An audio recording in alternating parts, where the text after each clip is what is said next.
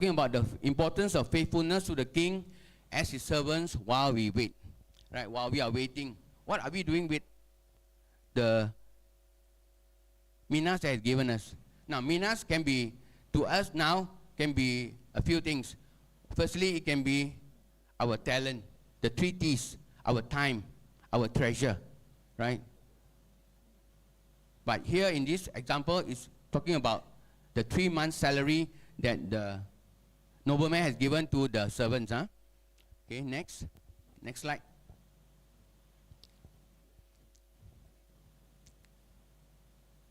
Now, this second point is about faithfulness while we wait. Now, 10 servants were given 10 minas and told to engage. Now, engage means occupy, invest, get busy, do business. In business until I come. That's what the parable says. Huh?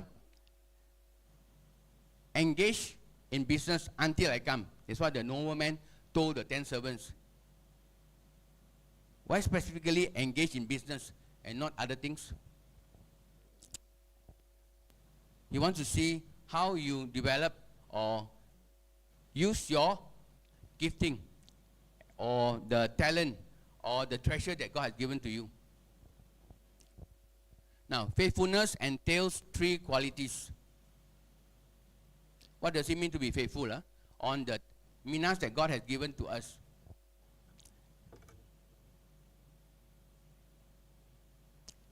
I would like to focus more on the faithfulness that each one of us need to develop. Now, faithfulness entails 3 qualities. First is the absolute honesty, that is truthful, trustworthy, faithful in words and actions. Never cheat, never lie. In Proverbs chapter 14 verse 5, it says, a trustworthy person never lies. That's in Proverbs chapter 14 verse 5.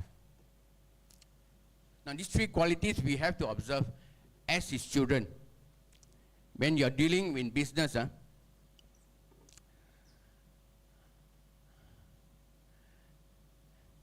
then the other one is utter dependability, keeping your commitment, honoring your word, fulfilling your vows, reliable.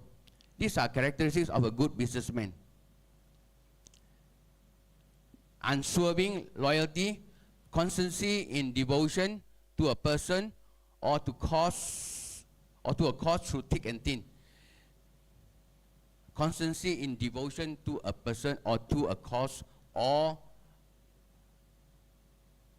a project that you are doing through thick and thin.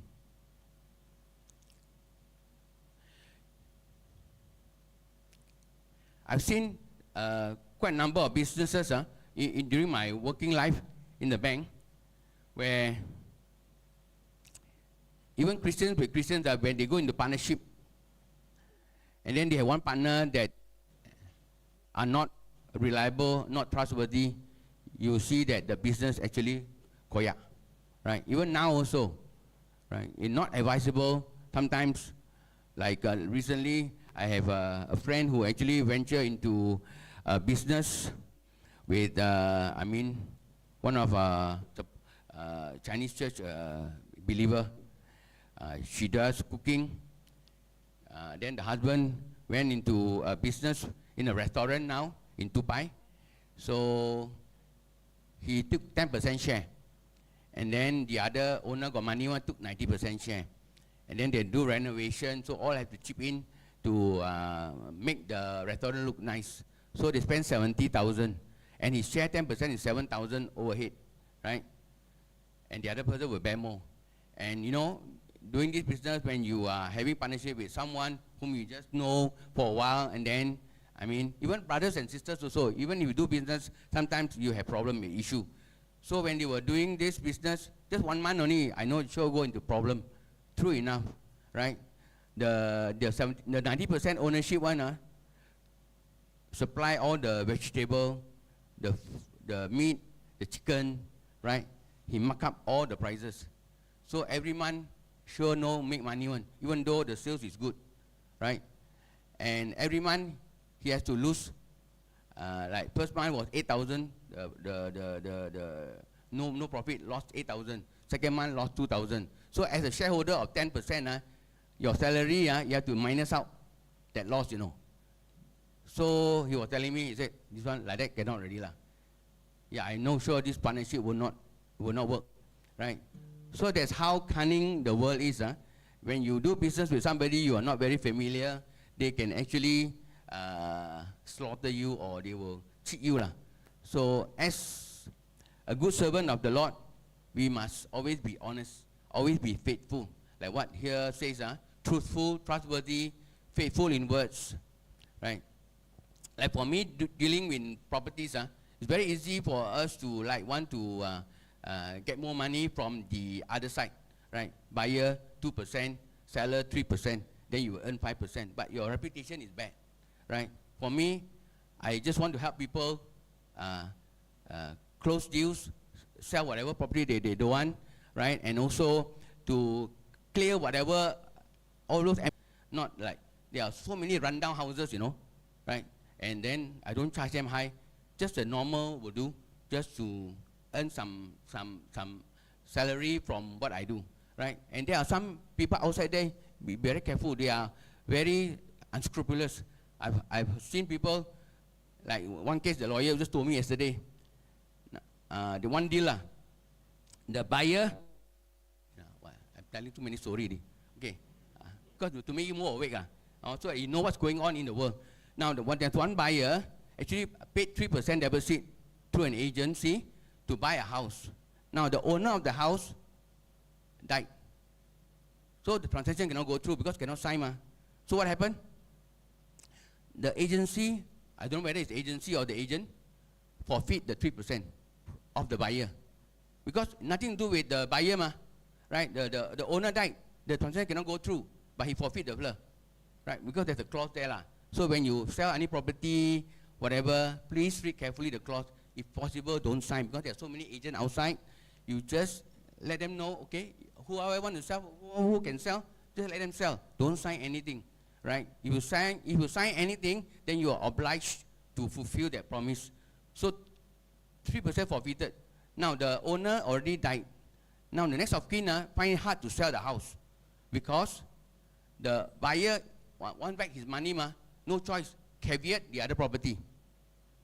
The caveat means next time want to sell, he has to release the caveat. The caveat means that the buyer go and put his name there. He said, I have something like some share into the company because he already paid the 3%. So make life difficult for the owner's children next time, next of kin. So that's how things are in this business world. So you have to be very alert. Try not to share with other people when you do business. If you can, on your own, right? So it's very rare that you will get a good partnership. When you see money, the eyes become red, the eyes become big. So even I see brothers and sisters, brothers and brothers, relatives all quarrel over business, right? Lian is laughing there. Okay, no, next one. Sorry, up to us, right? Some people like Roger can go spend 1 hour a day just to go minister, and you see the fruits of his labor, right? I know another sister went to another old folks also. She minister, and that's where the two of them want to get baptized, right? So many things we can do, right? We have 24 hours. I've seen recently one of my friend, my schoolmate actually. I met him a few days ago. Then he was sitting in the coffee shop. I said, hey, hello brother, I didn't see you before 1 year. Yeah, I'm always here because I first time go to the shop. So he said, I'm here every day. And then when I see him, he was just sitting like that.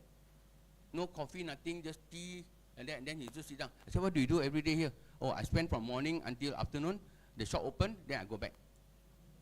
Imagine, you got 24 hours and then you spend your time just sitting there looking at the wall, right? I hope none of you are doing like that, right?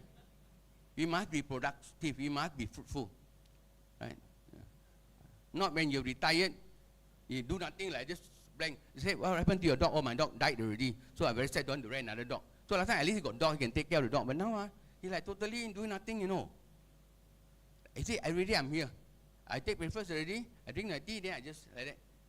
You got friend come, then they'll check. No friend come, you will just stare blankly like that, right? Huh? Not so good, huh?